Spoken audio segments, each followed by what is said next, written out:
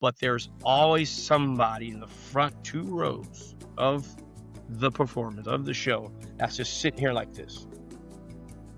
Wow. Like, almost like, "Make me laugh, clown." Like, I'm not impressed. Just sitting there like this.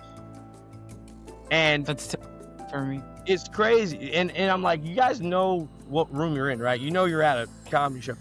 And, we're all lucky here to be alive, but I am, like, extremely lucky here to be alive because his helicopter got shot down. There's 9 soldiers on that helicopter, and 1 survived. My father says they had to revive him twice. So, if you believe in if there are dimensions to the universe, 9 times out of 10, I'm not here. Like, if you ran that scenario in another world, I'm not here.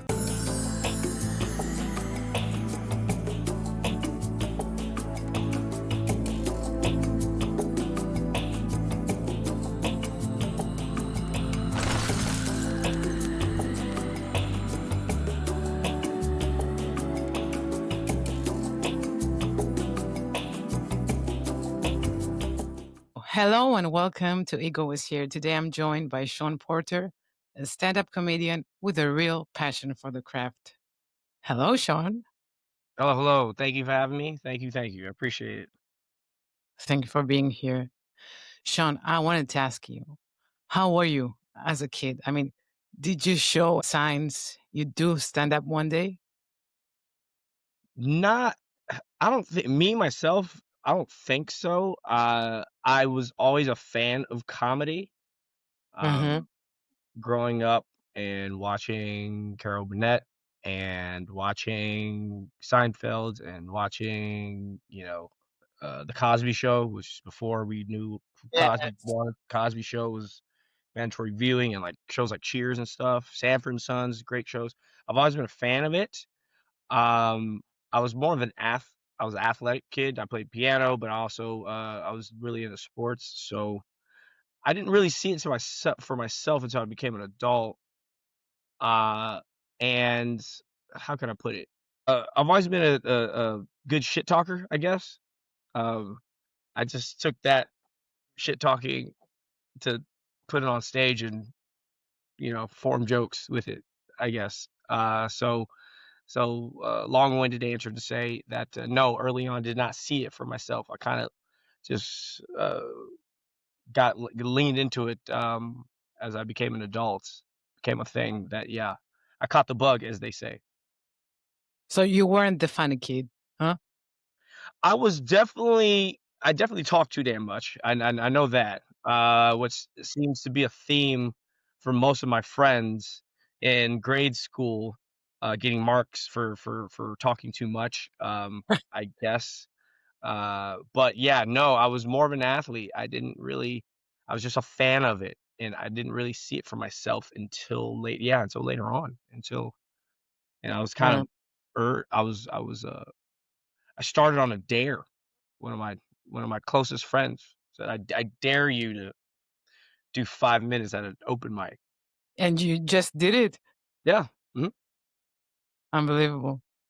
Sean, you've Wow. spoken about your father being in the Vietnam War. Mhm. How has his story shaped the way you see strength and survival? Oh, man. That he was first very, very tough upbringing himself, growing up in, like, inner city Detroit in the 50s and 60s, to then go from that war zone to a war zone. And a lot of his peers are all kids. And Mm, then that's where he, raised the family. Um, and they're one of the last C-130 planes out of Vietnam. All 3 of my sisters were born there. I was the only one born here, like way later. Came way later, mm. but they were born there. So it was a thing to where it's crazy. It was a insane conflict. Um, but without this conflict, me and my family would not be here, which is crazy. So I'm born from American imperialism and conflict. That's the only reason why I'm here. And a Yeah. lot of kids could speak to that. But yeah, so so that's the yeah, so that's the insane part. You know, it's due to Mhm. war is the reason, the only reason why my family are here. Did your father ever talk about what helped him keep going after everything he went through? You know what? I've recently, as the years went on, I've noticed a pattern. My father rarely didn't talk about it growing up. He uh, PTSD is obviously what he Mhm. experienced. Didn't really talk about it much, and I've come to see now as I'm around other veterans or Vietnam veterans because with my father and I we go to the VA, the Mhm. hospital often, and seeing other ones here. That was a theme. That was a trend. Like they came home and really did not talk about it, try to deal with it on their own. Uh, you Mhm. know, my father did is went to go, but very recently though, go speak with a mental health professional and is dealing with that and trying to get through all that stuff. But for my entire childhood, he did not talk about it much. He tried to just go through it on his own, and a lot of men his generation are like that. A lot of Yes, men, yes.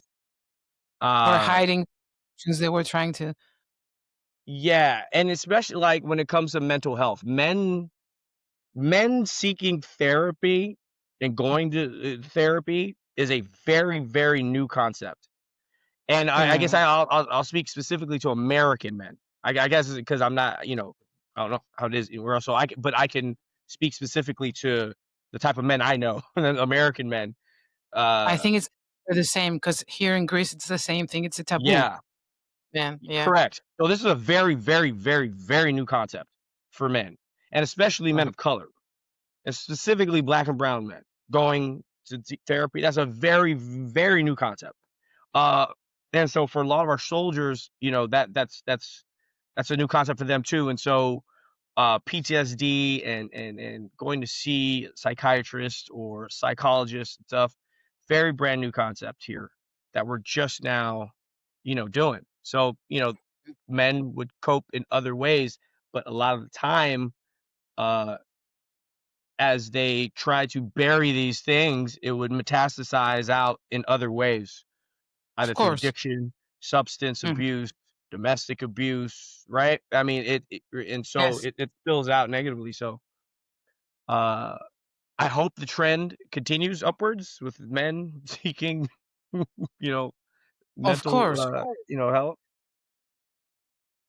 I And how definitely did he advocate. I wear it on my sleeve. I'm someone who's, 6 years in, therapy and, uh, and I wear it on my sleeve, and I'm proud to, and if anyone asks and stuff, so I hope that trend continues upward.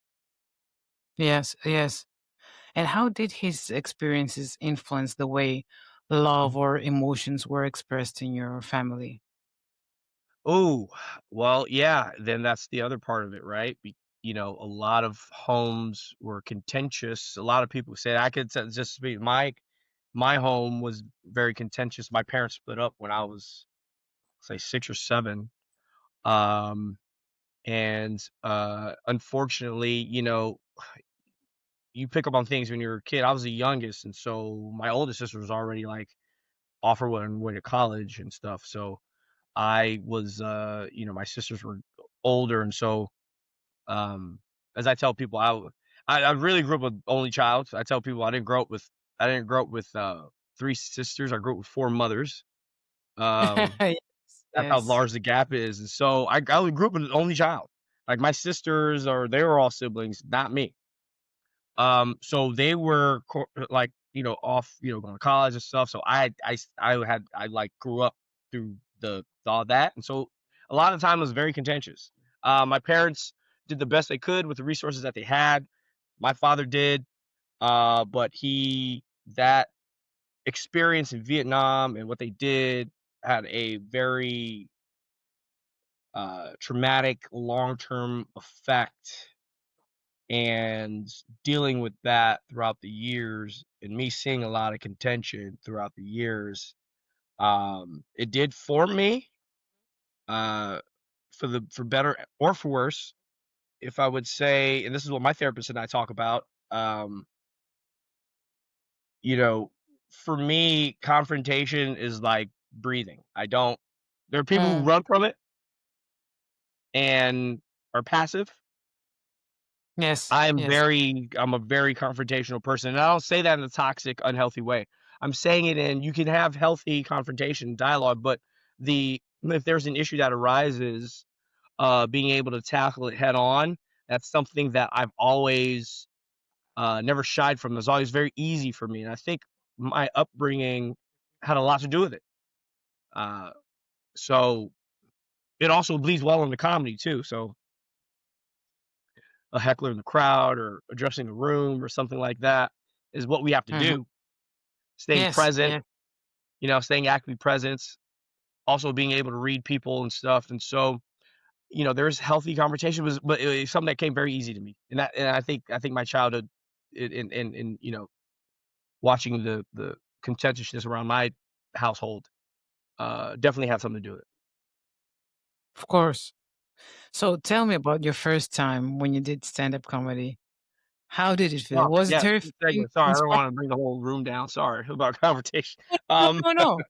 We'll go back to that because yeah. I want to talk about, therapy and how you see therapy.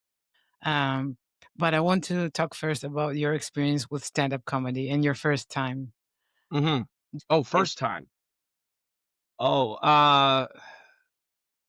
man, it was fun. I mean, I have never shied away from,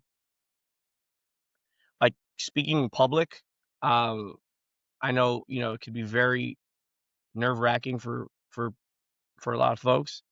I that was never, like a big deal for me. I could speak in public. Before that, before comedy, I was in the industry, but in a completely different part of the industry, more behind the camera, producing Yes. stuff. I started out an assistant and worked my way up into a branding producer for a few shows and stuff like that. So I was kinda in the industry, but not as an artist, more Mhm. in the producing role, but, public speaking is also something that kinda came naturally to me too.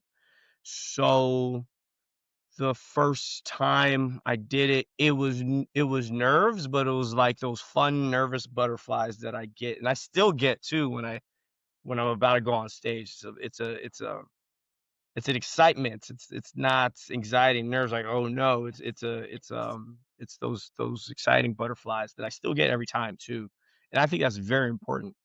Uh, you still have to feel that way and get giddy if you, like, give a shit about what you do.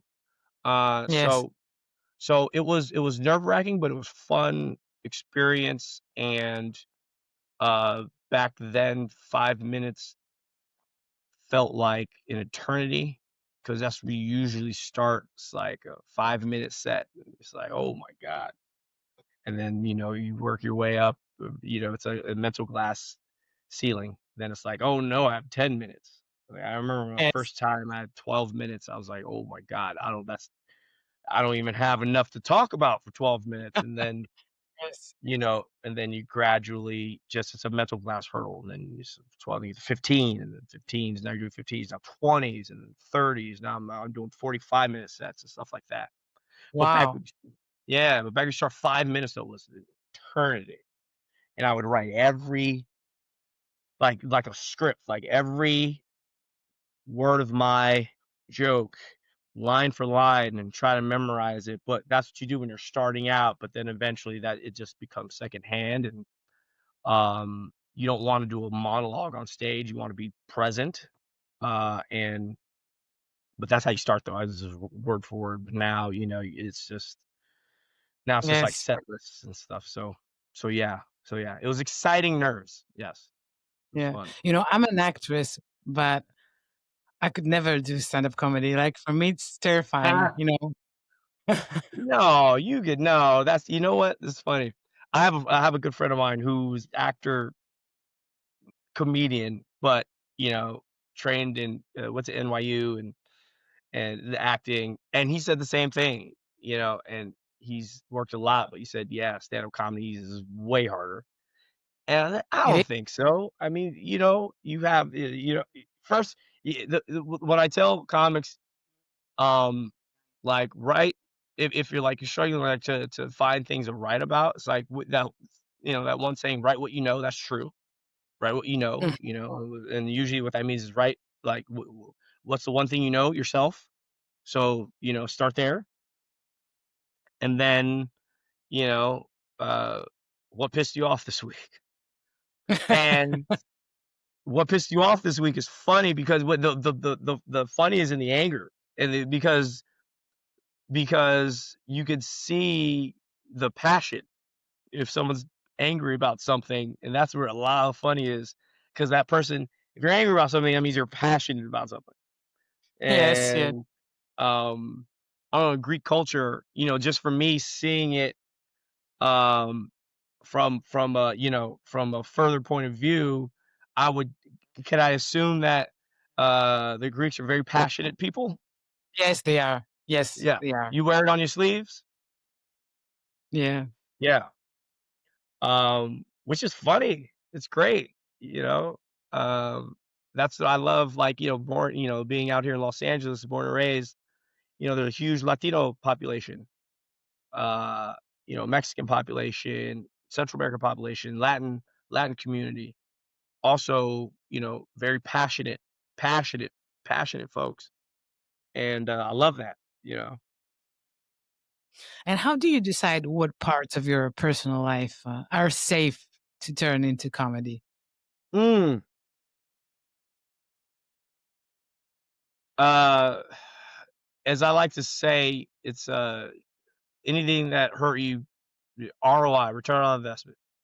Anything that pissed you off, anything that made you sad this week, anything traumatic, even going back to childhood, ROI, Mm, return on investment, and flip it into something that's funny. Because, like, Patton Oswalt, he's one of my favorite comedians of all time. He has this theory: is tragedy plus time equals comedy. mm, Uh, Tragedy plus yeah. time equals comedy. If you can turn it into something, also be vulnerable on stage, but then turn it into something that can make people laugh. That's the master class. That's the third degree black belt comedy writing. It's ROI, return on investment. Anything that hurts you. So, What's the most yeah. I'm sorry? What's the most emotional, honest joke you've ever Oh, told? yeah. So, and that's what I was gonna say. So, like, you know, I and I've been doing it for, several years now, but not too long. I'm in rooms with, comics who've been doing it 15, 20, 25 years. They still call me a baby. Um, honestly, I swear to God. And so it takes a while for you as an artist to become vulnerable on stage and open, and to Mm, really, tell people about what you went through, who you are and stuff, and get vulnerable. That takes time. No one has that immediately. Meaning no one yes. has that immediately to then not only be vulnerable, but be captivating and entertaining at the same time, right? Mhm, mhm. Um, Talking about my father's situation, him, stage 4 cancer right now, and dealing what we've been dealing with the past year, 2 years, with his cancer coming back full force, and getting a months long diagnosis, that stuff, and the old wounds that's opened up, like the things now that is starting to all come back to the surface. I think that is probably where I've been the most vulnerable. Mm. And I have, a few jokes. When I have longer sets, I talk about that situation. Uh, so yeah, I think that is, as I'm dealing with it myself, in real time, having to go, care for him or go with him to the hospital, Yes. getting the bad news, still going through everything that he's going through right now, and then, like, okay. All right, see you guys later. I gotta go tell fart jokes. I gotta go flip the switch tonight at the, at the ice house or at the comedy store. I gotta go make people laugh to flip that But how switch. do you yeah, but how do you flip the switch? I mean, I'm That an actor, so I understand Yeah, that. I yeah, mean, I think for most people, it's really difficult to understand that. right. It's it requires I don't there's no right answer. It's just everyone grieves and copes differently, and I understand that. For me, it took a lot of, compartmentalizing, but then also knowing that I have a job to do still, and I take Mhm. pride in doing my jobs well, whatever that job is. Uh, whether it's, you know, uh, my job is, being a good son, like brother, uncle, partner, whatever that job is, stand-up performer. I take pride in whatever job I have. I want to make sure I do it well and not Yes. Yeah. half-assed. I'm all in. And so turning that switch on and just going to work is something like I still got to go to work. I still got to go to work. I still got to show up. I still got to make people laugh. Yeah. Um, so I think it's a little bit of that too, if that makes sense. Yes, yes, of Like course. like we still got a job to do, right? So when you write something, that comes from pain or frustration, how can you turn it into humor without losing its truth? Yeah, that's the right. That's what I'm still working on crafting, honing that talent. But that's the third degree black belt, comedy right there. It's turning that thing that was something that really did was traumatic in your life, spinning it and making it relatable and entertaining and captivating.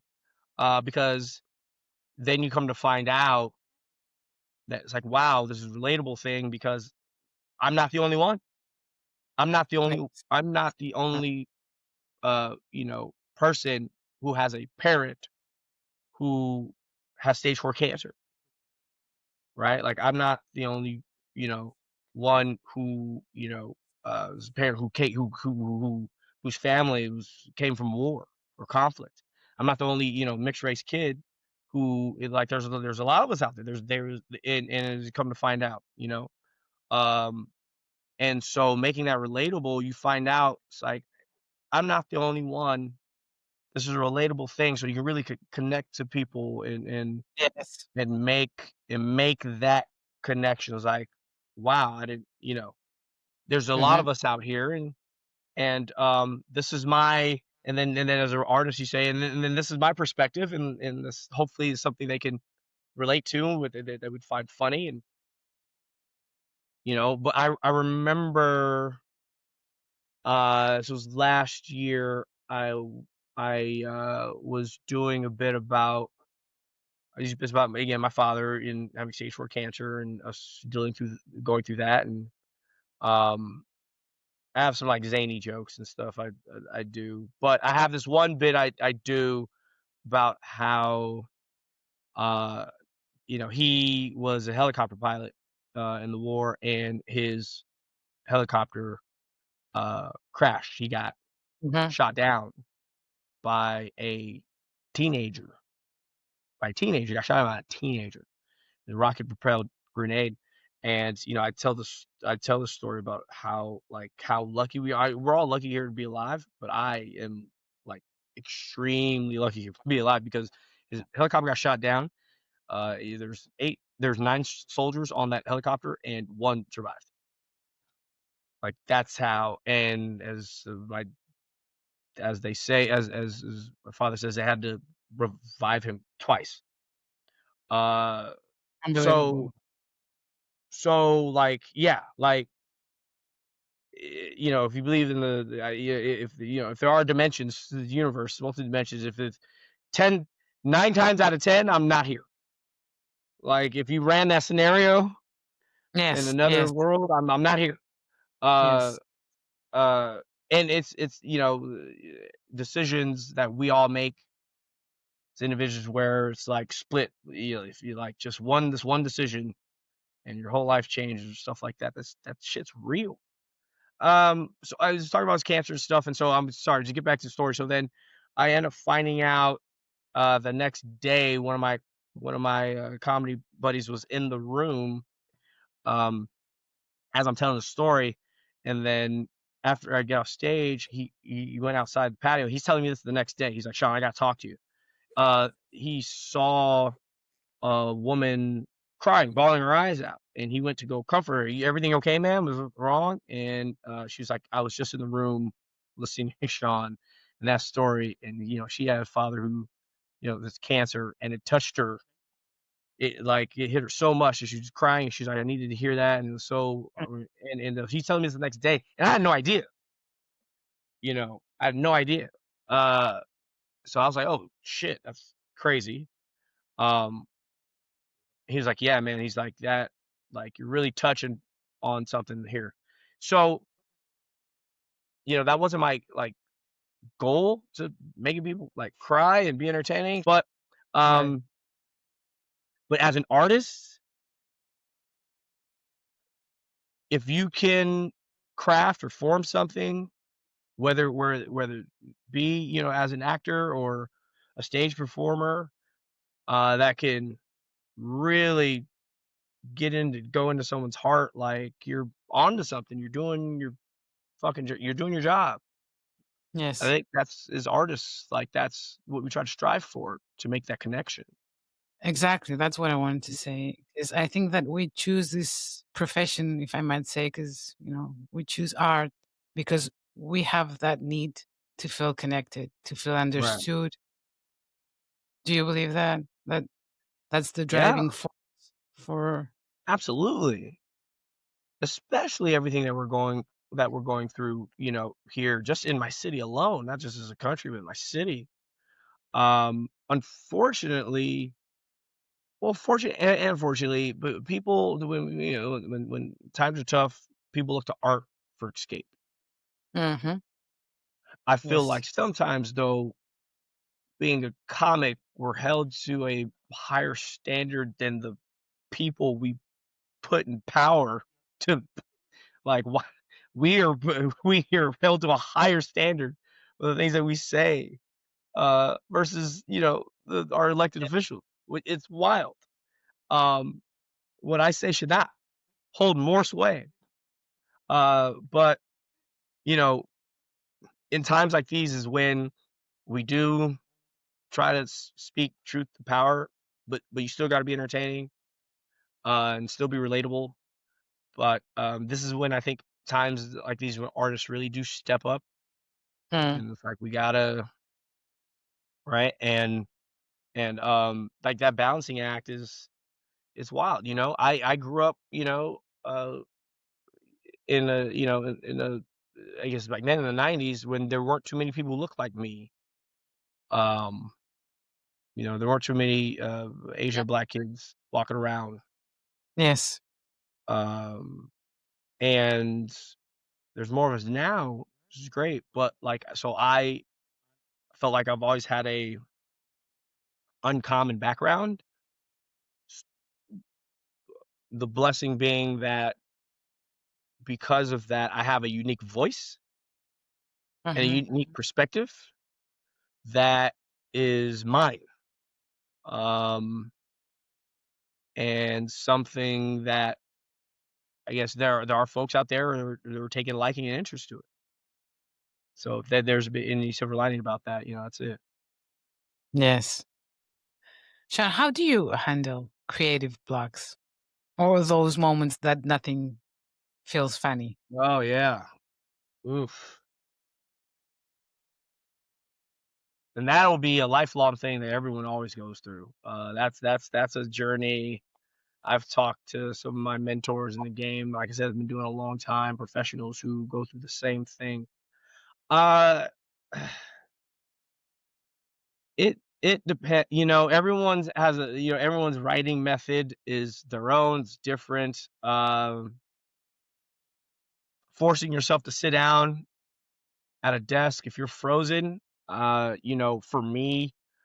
I just get up. I don't try to force myself Mhm, mhm, to do anything. Uh, you know, when I get ideas and stuff, I write them in my phone, my notes, premises, and then I'll come sit down on my laptop and flush it out that way. But I'm not gonna beat myself over the head. I'll get up, I'll smoke a joint, I'll chill, come back to it, like, oh, there's something there, there's something here. I can't really find the joke, but there's something here about this premise. I'm gonna keep it and try to keep working on it or table this. I'll go back to something else. mhm, A lot of the times there's old bits that'll do that I'll then remix and I'll add something new to the bit and freshen it up that way too. mhm. So everyone's process is different, but mine is, don't beat yourself over the head. Of course, of course. Yeah. How much of your performance depends on the energy of the room, and how much comes from you, regardless of the crowd? Yeah. I again I go back to taking pride in what you do and doing your job. Uh and doing it well. And I say that regardless if it's 4 people in the room or 400 people in the room or 4,000 people in the room, I'm gonna bring it. I'm more of a yeah, I guess I've been told that I'm an energy comic, meaning Mhm. like my stage presence I bring energy. I bring it up, and that's just me just being passionate about whatever the hell shit I'm talking up there. And it's something about being in a living, breathing room. You feel that presence and that energy, whether you find the joke funny or not. You feel my energy as I'm prosecuting my case for whatever it is I'm talking about in real time. Mhm. And so I've been known to, it's like, all right, I gotta get, let's get Sean on right now because we gotta bring this room up. There are other comics who are more subtle and more monotone, which was fine. This is completely fine. Everyone has their own method, and it could also be hilarious. Um, I'm more of a, yeah, like a more energy driven uh on stage. I can reel it back. I like to crescendo and have rhythms and go up and then calm it back down, and go up and keep my audience on the edge of their seat because you don't know when I'm gonna go up or not. Yes. I think it's a fun ride that way. Yeah. Have you ever felt misunderstood on stage? Oh yeah. Uh-huh. That when I feel misunderstood on stage, that means, okay, I gotta go back and rework this joke, because it's not hitting right, and it wasn't and they're not getting what I'm trying to say, so let me go back to the drawing board. I never blame the audience, I never blame the audience. That's one of my pet peeves, the comics. I can't it annoys the Mhm, shit out of mhm. me when comics take it out on the audience. Um, I never blame the audience. It's my job to entertain them, and if they're not feeling these jokes, that's on me. Now every room is different. Every room is different. Um, you know, I say this off stage, but like when I'm around comics and stuff, we always make it a point. I've noticed that in any room, it could be a room of 10 people, it could be 400 people, but there's always somebody in the front 2 rows of the performance of the show that's just sitting here like this. Wow, Like almost like make me laugh, clown. Like I'm not impressed. Just sitting there like this. And that's too for me. it's crazy, and I'm like, "You guys know what room you're in, right? You know you're at a comedy show."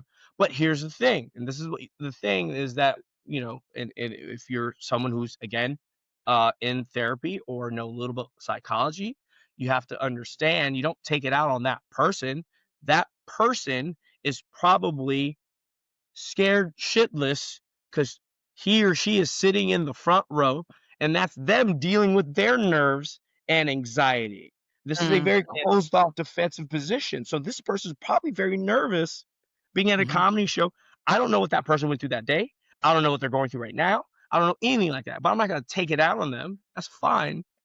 You understand like that person's probably scared shitless too. And it's a lived Yeah. experience. So I like to Yeah. joyfully play with those people.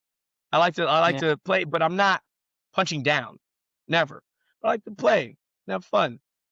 And I'll be like, "You know what, ma'am? By the end of this show, I'm gonna crack a smile from you. That's my goal. I'm gonna do it." And just that right there gets them to loosen up. Just right there, Yeah. you know? I remember once I had a dramatic monologue.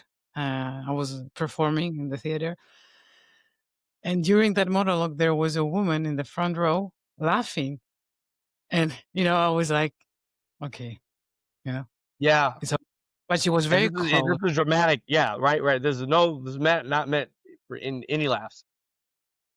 Mhm. so What it did was you say to yourself in that moment? nothing. I just focused on what I was doing, and that was it. But she was laughing really hard, like she was trying to. Yeah. Yeah, it's a And she weird could have feeling. been laughing at anything else, right? It could maybe your friend Yeah, said something to yes, her.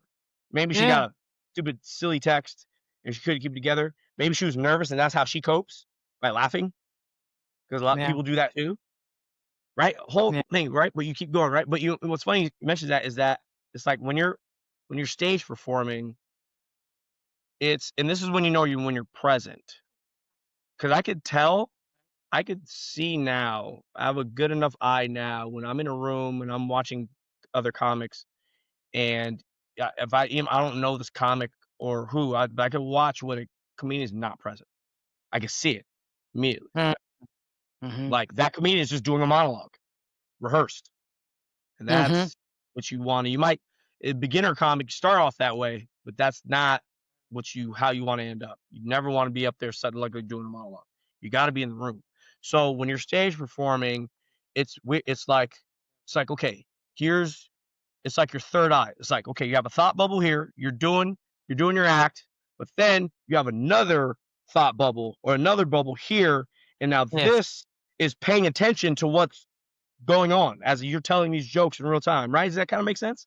Like you have a of course, third, so that's what you're experiencing as you're going through this. You're witnessing this. That's your other thought bubble, right? So it's like this one's paying attention to the room as I'm doing my act, and so now because this is something, okay, wait, okay, these jokes aren't hidden. Okay, they're not feeling this. Okay, now, okay, let me go here. Let me go this way then, or let me address the elephant in the room. Like, oh, okay, you guys didn't like that one. All right, so let me, or you know what I mean? Paying attention mhm, to what's going on. That is yes, being present as an artist. That is what we have to work on, continue to work on. That's the but that if you have yeah, that, that's half the battle. and Being sometimes present. that experience, Mhm. because I've learned that through getting better at being present, but being present for me is probably it's meditation, it's therapeutic for me. I feel so good being present. There's 2 places that where I'm at my most present.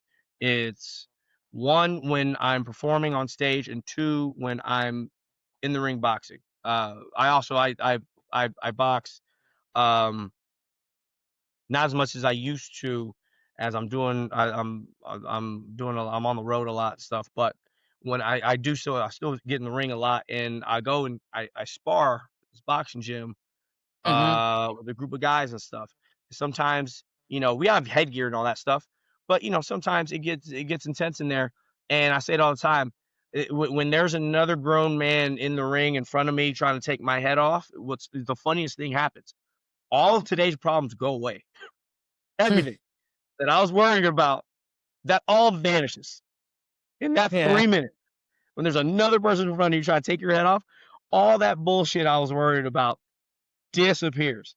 And for yeah, me, I don't know, it's weird, but for me, that is when I'm at my most happy. I'm not neurotic and thinking about the life's problems for those 3 to 6 minutes, and that's the same thing when I'm on stage doing comedy too. yeah, yeah, It's a yeah. great feeling for me.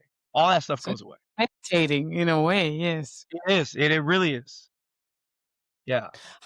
Have you ever had a performance that went wrong, but changed the way you see your craft? Like something that really went Absolutely.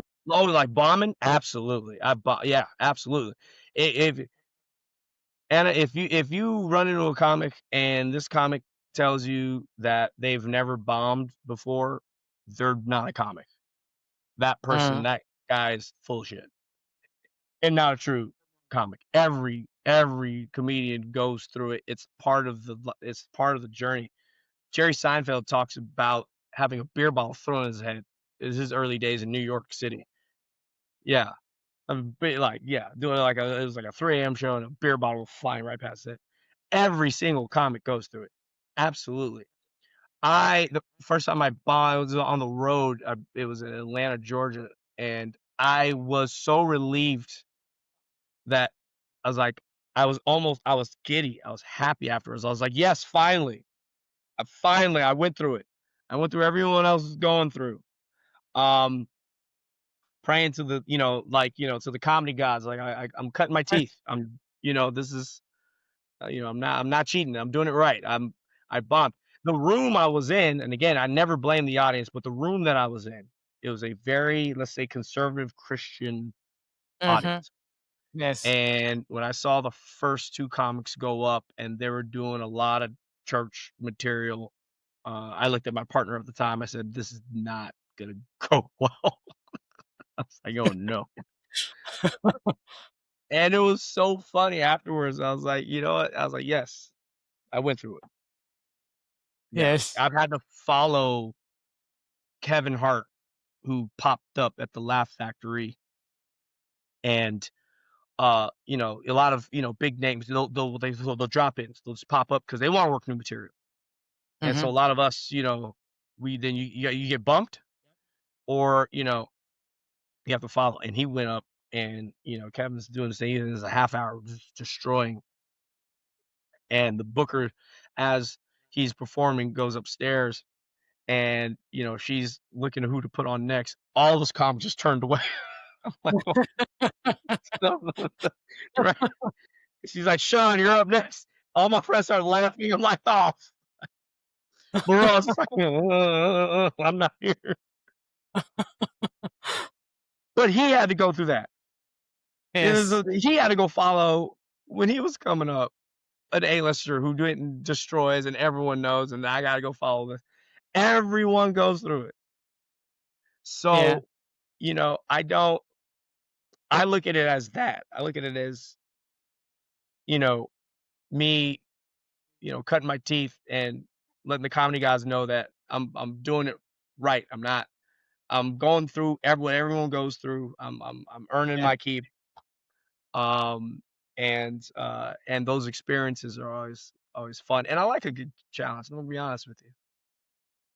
Is there like what's the weirdest or most unexpected thing that ever happened to you during a show? Can you remember something? Mm.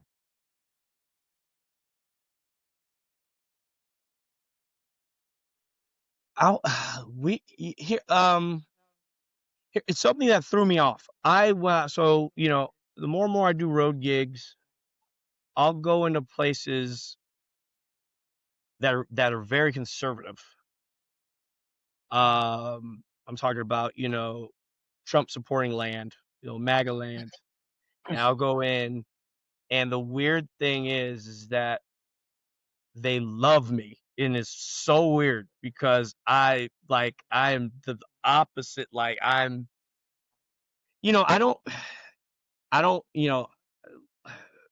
it's weird, there's comics who they're political comics or comics who stay away from it. Um, I don't like, I don't wanna make my whole set all about, politics and stuff. I'm very Yes. topical, I'm very what's going on right now, but, Mhm. when I do delve into it, I like to misdirect my politics. So, meaning you don't see it coming. I like backdoor it. I have a punchline. You think I'm going here, I'm going over here. You didn't know I was gonna make this joke about white privilege, and I just turn what you think is a silly, stereotypical dick joke I'm about to make, and I'm talking about white privilege. And I go, so I backdoor it. And, um, and like a lot of these shows, I'll tell, these Trump supporters, like, listen, I'm just telling y'all right now, I'm gonna be shitting on you guys here real soon. I'm just letting you know. I know where my exits are. I know how to get out of here. In case like I'm just warning you right now. But they love it, and so I not yet. Knock on wood. Haven't had a confrontation where I've seen confrontations where I was at a show with a good friend of mine. He's a comic, and he went up this drunk group of oh, this is the funniest thing, Anna. They were, um, they were before the show, they're in one of these paint and sips. It's like they paint and drink white wine. Anyway, Mm. anytime I see a group of ladies drinking white wine, I'm like, there's where the trouble is, right there. These white wine is, they get wild. And so it was them, and it was their partners, these guys, and they were being loud and disruptive. So my buddy just started going in on them, and the guys, because they were drunk already, but the guys got up and I tried to rush the stage. And we got up in the back and ran out to the stage. It was like, nah, not today. You all right doing this? So I've been in that room. That hasn't happened to me yet on stage. And I said, I'm going in Trump country, and but they're eating it up. They're loving the sets. Uh, but I am always ready. Yeah, yeah, I understand that, of course. Unfortunately, you got to be. Unfortunately, that's how things are today. So you gotta stay ready for that stuff. But no, so far, no one attacked me as of yet. Yes, knock on wood. Yeah. Yeah, Sean, is comedy more competitive or more supportive behind the scenes? that's a great question. The reason why I say it's a great question because it is it's an individual sport. Hmm. Okay, meaning it's not a team sport. It's an individual sport. It's very competitive, and just like other things in Hollywood, it's the same. And as you know, I'm talking about as an actress, as actors in Yeah, the industry, and some of the people who are in positions of power, the gatekeepers, the politics, the ass kissing, all of that stuff exists. Absolutely, it does. it's everywhere the same. It's everywhere. Yeah, And you know because what? that artists from all over the world, and they all say the same thing. It's Correct. exactly the same. And I put it in perspective. I look at the 10,000-foot view, and I say, you know what? And it's been like this since the beginning of Hollywood. There will Hmm. always be gatekeepers who try to take advantage of people. This has been happening since the beginning of Hollywood. There will always be people who got to where they were supposed to be, not on merit or some other shit. That's been since the beginning of Hollywood. So I don't try to let that get to personally. I don't. I try to put it in perspective. Hmm. And when I say this isn't a individual sport, um, I mean it's an individual sport, it's not a team sport because we're all going on our own. However, how I take it as someone who, again, I grew up playing sports and team sports my entire life. I like the team concept. So Hmm. I try to bring that to my craft in the circle of friends that I have. Uh, I have a team. I'm all about the team. I try to be as supportive as possible and surround myself. I call us kind degenerates. So I surround myself with kind degenerates, meaning we people have Yes, really good hearts and good moral compasses. Well, we got a little screw loose. Again, tragedy was time was comedy. We're a little screw loose, but we're good people at the core. And yes, and there are other artists out there like that. And so I go through this vast sea of people. When I find those who are similar in that, I hold on to them. I'm very friendly. I try to be supportive and have friends. I have a nice circle of comedian friends um out here, and try to build that team concept. Does that make sense? Try to have a of course. sense of community even though Of it's an course. individual sport, and be Yeah. supportive and, what they're doing and be my friend's biggest cheerleaders and all of that, I put on a show once a month. I'm doing 2 shows a month now, where I'm producing, these shows, and it's, me and my friends and, Yeah. people I worked with and stuff like that, and setting a fun environment and, because I've always been a producer, that's something that's come natural to me, so, uh, you know, being a team leader and stuff, I take those lessons of team sports, and bringing them to this industry because 1, I wanna have fun, 2, I wanna surround myself with like-minded, ambitious people, and 3, you can do all that and try my best not to get jaded by the industry, Yeah. not let the industry take away my joy. I don't wanna be those, 10 years from now, that jaded person who, um, Yeah. you know you know what I mean? I try I'm not gonna be that person. Yeah. Yeah. I totally agree. Imma treat everyone the same. I'm very big on that. That's one of my core tenets. I don't care if you're the valet attendant or the booker at the comedy store. Imma treat everyone the same. Imma see everyone's humanity, Mhm. whether you're a year 1 comic or a year 15 comic, whether you're an open mic comic or you have 5 specials out. I will see everyone's humanity, treat everyone respectfully and the same. That's a big core tenet of mine.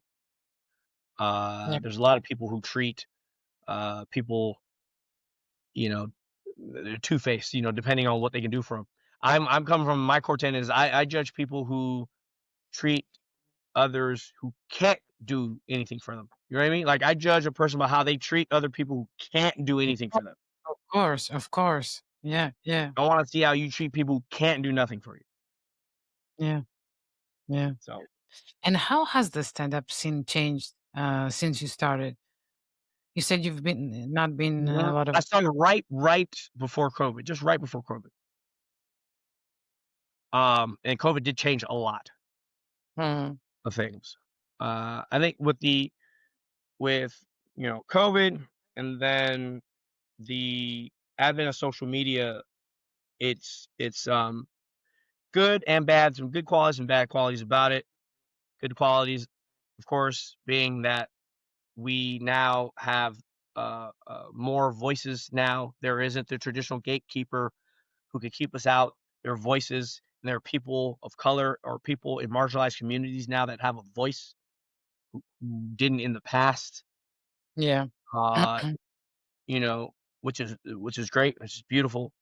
And, the global community, international community, again, you're in Greece. You said Athens? Yes, I'm Athens. talking to you all the way in Athens. This is wonderful. We're getting to know each other, and I'm thankful for you having me on. That's great. Um, we wouldn't have this conversation if it wasn't for, right, for the internet and social media. So those are the great things about social media. Some of the bad things about it in my industry, it's this new lane now where, uh, there's some comics who might not be ready for that spotlight or for those headline gigs because they've been doing comedy 1 or 2 years, but their social media is so good and they have so many followers is that bookers stop developing comics and they just go off of your social media followers. And Yeah, so see comics who are not ready because it's a different sport. Your 30-second clip on TikTok, that's a different sport. Your 30 of course. second clip on TikTok is, you know, does not compare to I gotta make people laugh for 15 minutes, 20 minutes. It's a different sport. And interact with them.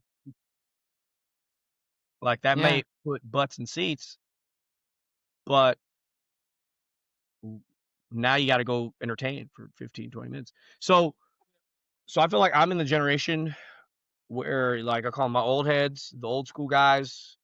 and the new school guys, they hate each other. The new school guys are social media guys, and the old school guys did it pre-social media, and they call it the hard way, the real way. And I'm like right in the middle. I have one foot in here and I have one foot in here, and I see both valid points. And it's just like navigating it now. But again, there's gonna be a new medium 10 years from now that I don't know. It's gonna be that we're gonna have to deal with. So Yeah. it continues to evolve. And as an artist, you gotta evolve with it and continue to just hone your craft. Um, you know, I know like like I said, I'm also have friends who are actors, and they wanna push me that way. I do have I've been just few things, just commercials, little things here and there. Mhm.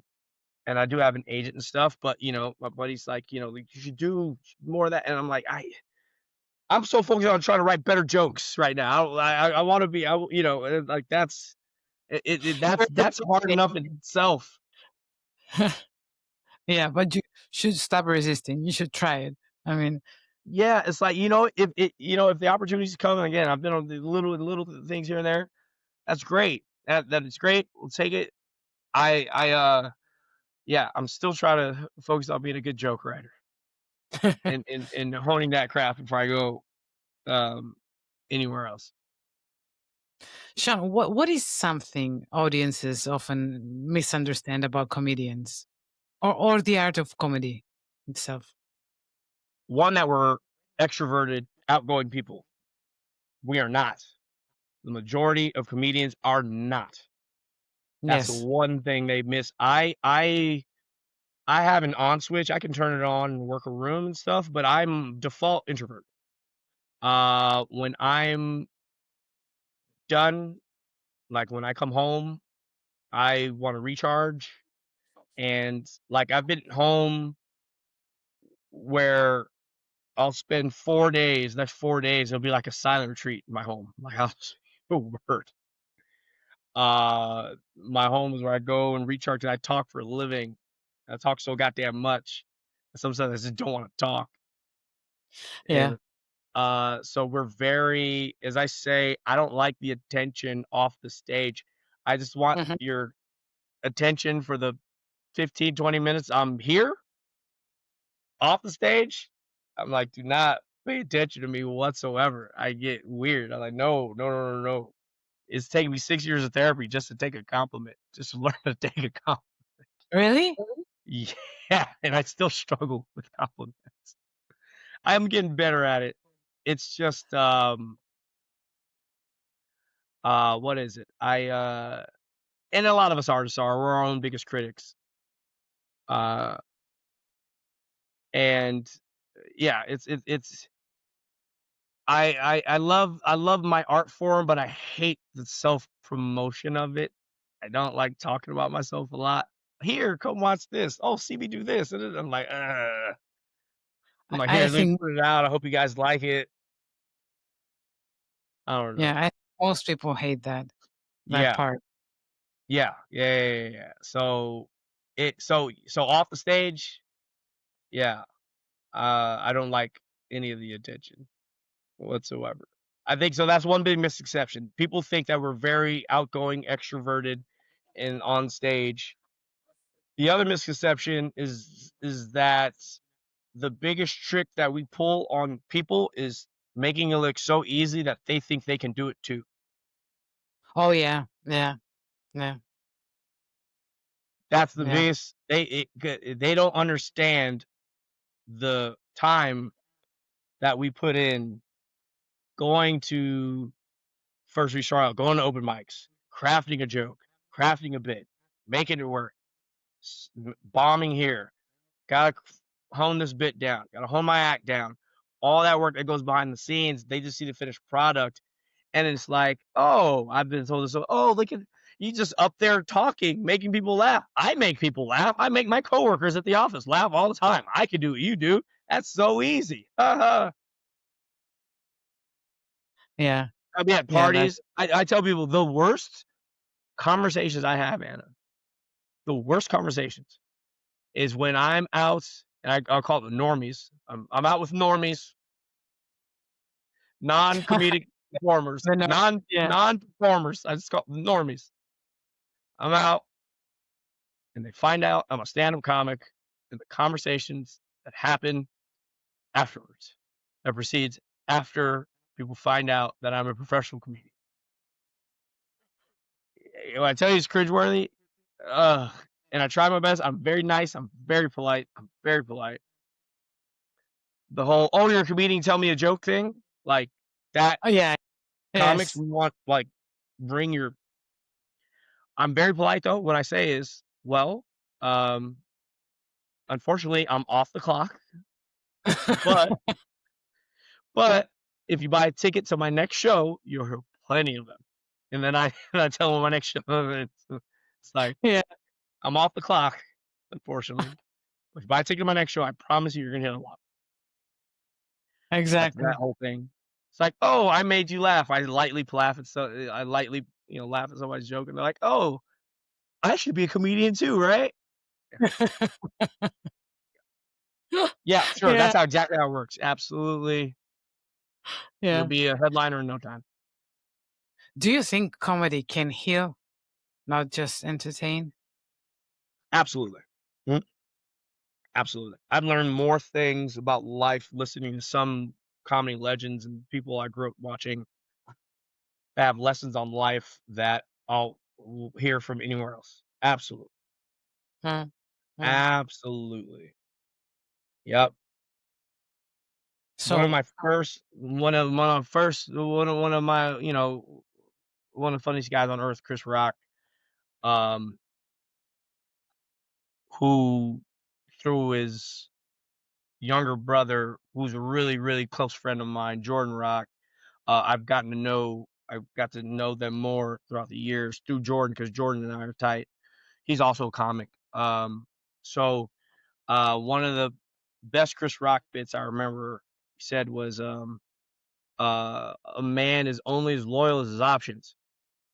And he was talking about in the realm of relationships, but I took it as a life lesson, man or woman, in the realm of not just relationships, but in your career and what you Mhm. do. If you have options, that means people want you. You have something to bring to the Yeah. table. If you have options, that means you're more desirable. That means your rate goes higher because you have options.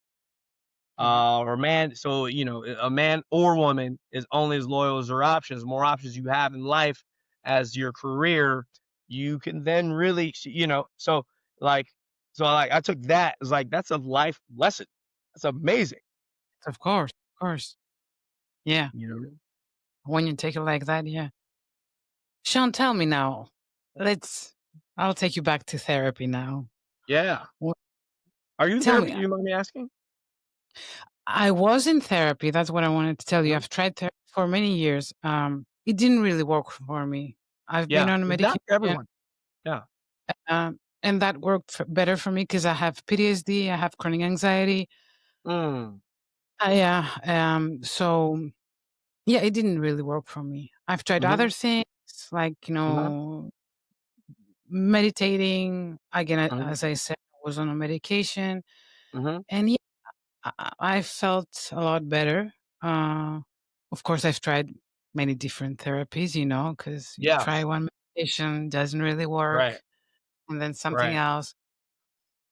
But tell me, do you feel that therapy helps you? Like, are you Um, taking steps? yeah. For me, yes. Yes, it does for me. I'm not a religious person. Uh, there are people who lean on their faith, which I think is great. You can. That's the thing how people, deal with life. I've never been a religious person. My mother's a devout Buddhist.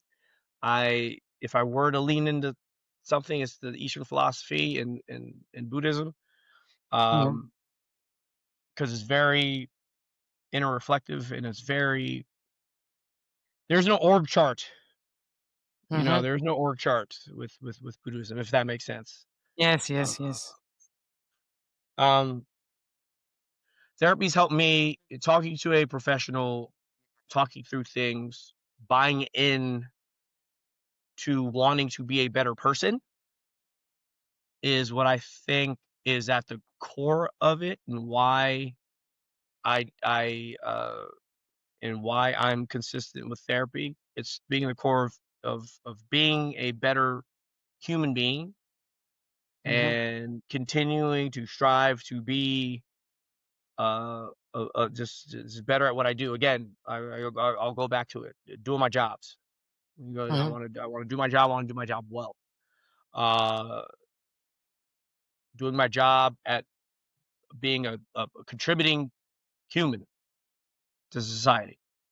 I Yeah. can't affect what's the world's, but I can affect my block and my neighborhood. I can affect the people around me and make an impact there. Tell me I something that Yeah. therapy helped you to understand about yourself.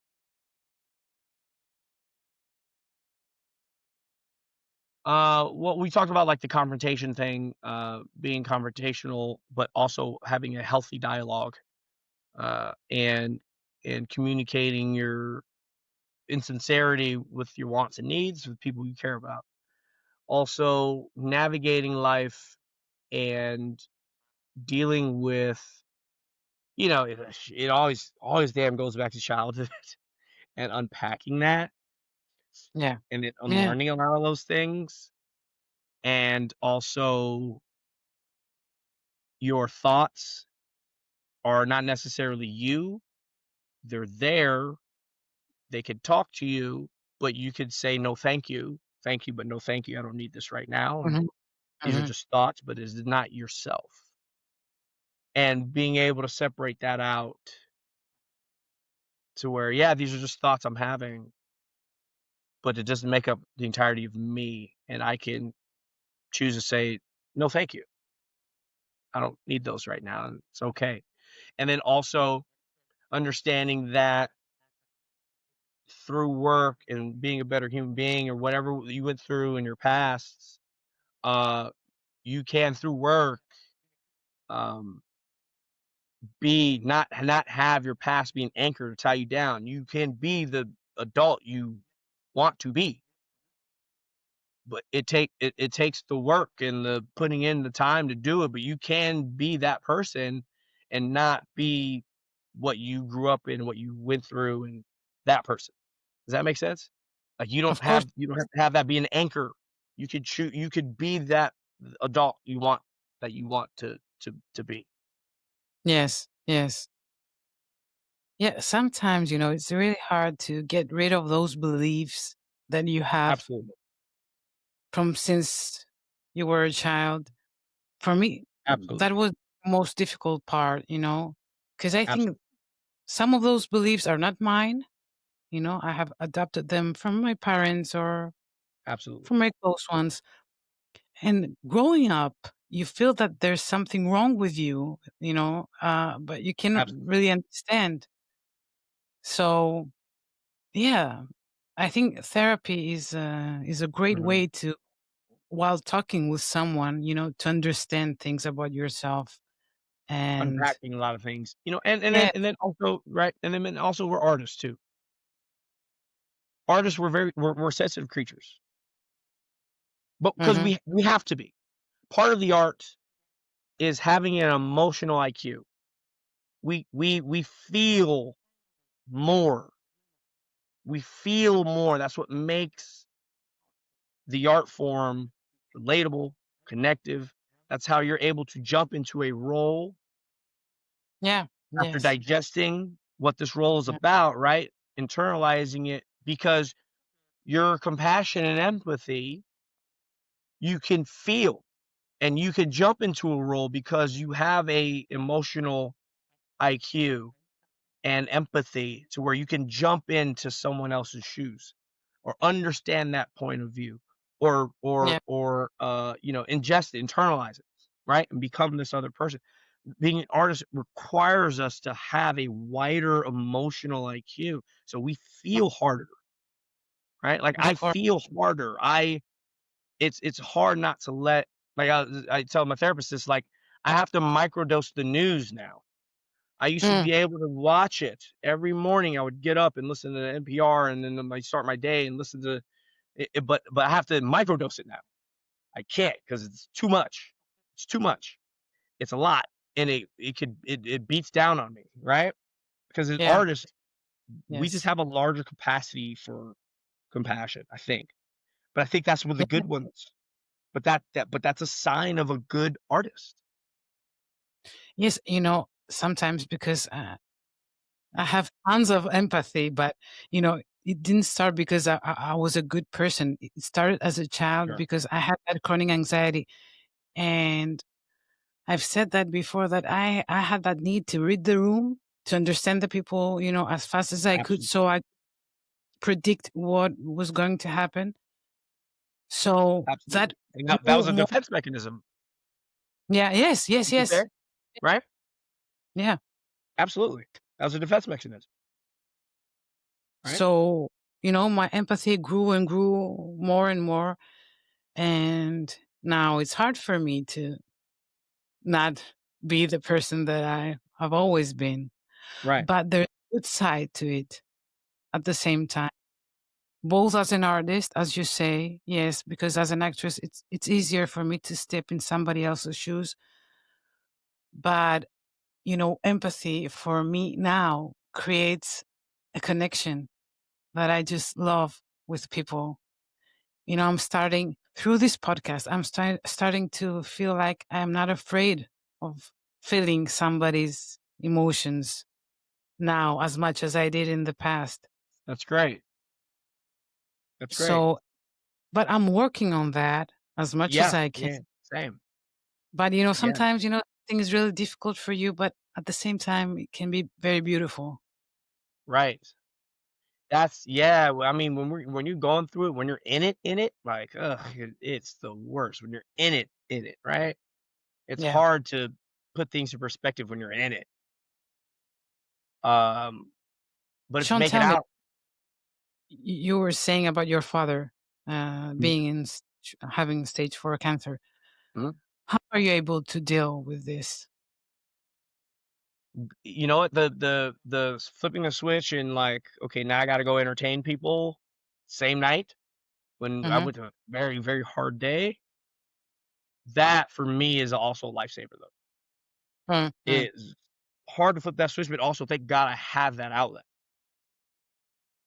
to where I could go and, like we were saying earlier, be present in having all of today's problems go away for those 15, 20 minutes.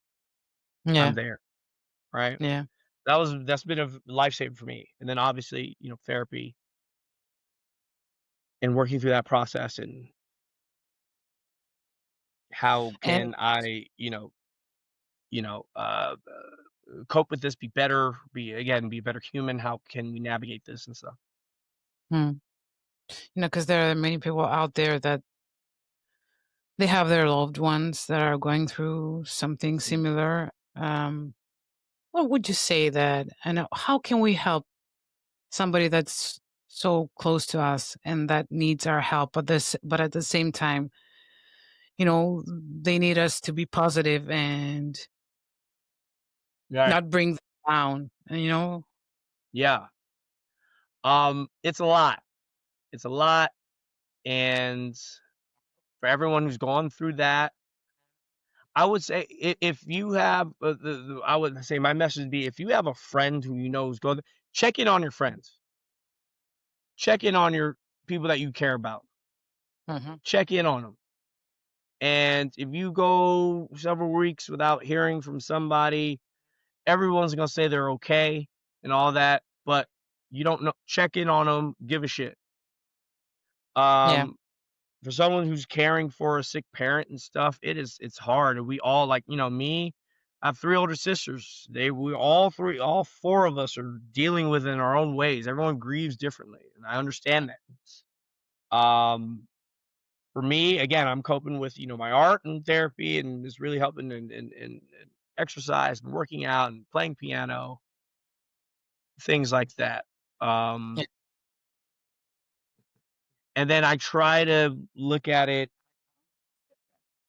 as again, going back to I gotta do my job for this amount of time, and I just wanna do it well, and I got a job to do, and I gotta step up and do this job, and hopefully, if you're in that position, though, you have outlets, like, I'm very thankful that I have outlets, and hopefully that person that has an outlet find an outlet to where you can blow off steam or decompress, because it's very hard, and so I would say, hopefully, if you're in that position like that I'm in, then find an outlet or have a creative outlet or a place where you can decompress and a place you can kind of, recharge, something, whatever that thing is that makes you happy, whatever it is, reading, going out for a walk, nature, working out,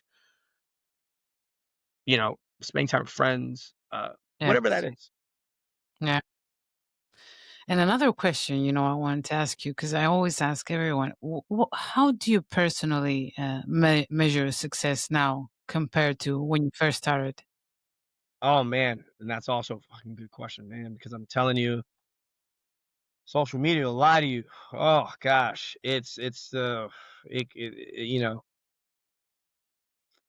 uh you never wanna compare yourself. I know it's hard not to, but when your peers are starting out and you try people compare themselves to others, and why is this person here and I'm not there yet, and all that can beat you up. Mm. Um, I try to really stay positive and root for everyone who are striving and busting their ass.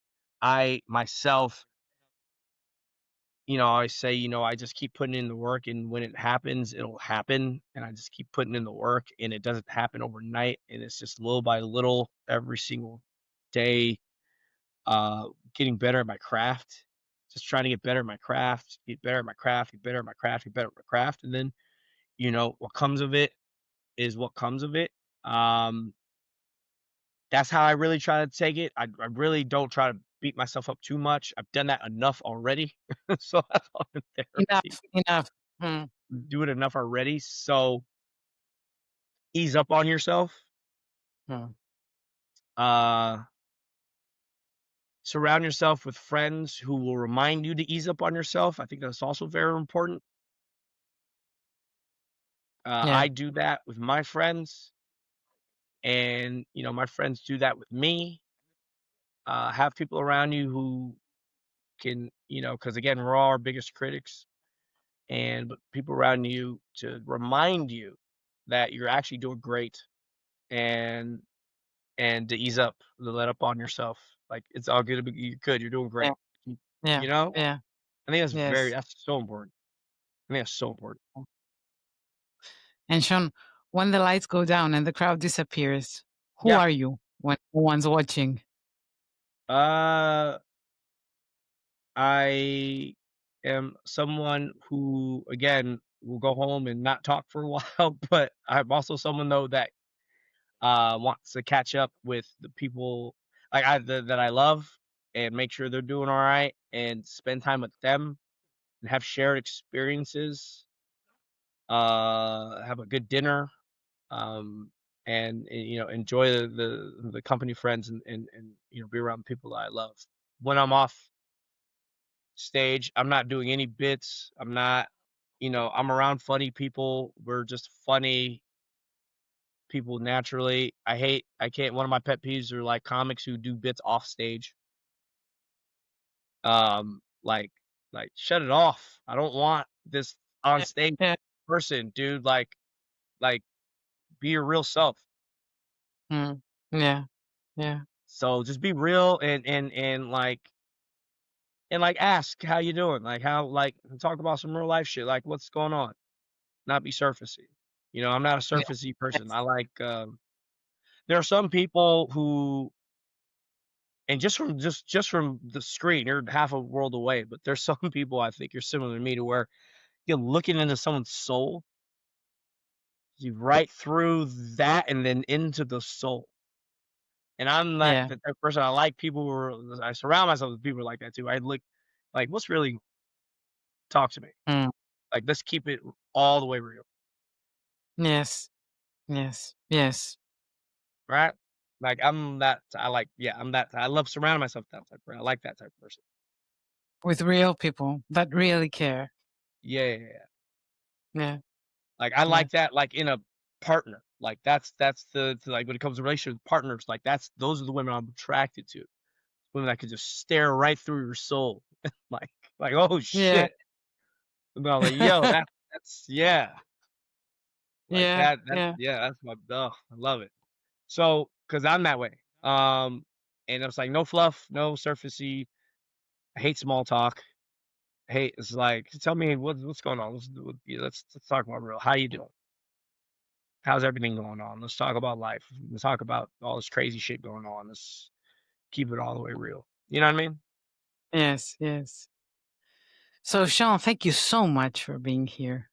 I had Yeah. such It's a good fun. Is that time. it? It's quick. That was so Yeah. fun. Thank you so much for having me. And how about a part two? Because I always say that we need to do a part two, right? At Absolutely. some You know what? This is so fun. And you know, thank you for having me. I think it's really cool what you're doing. Speaking of other artists like around the world. Are you ever out in the States at all or no? Not no, too no. I want to. I will at some point.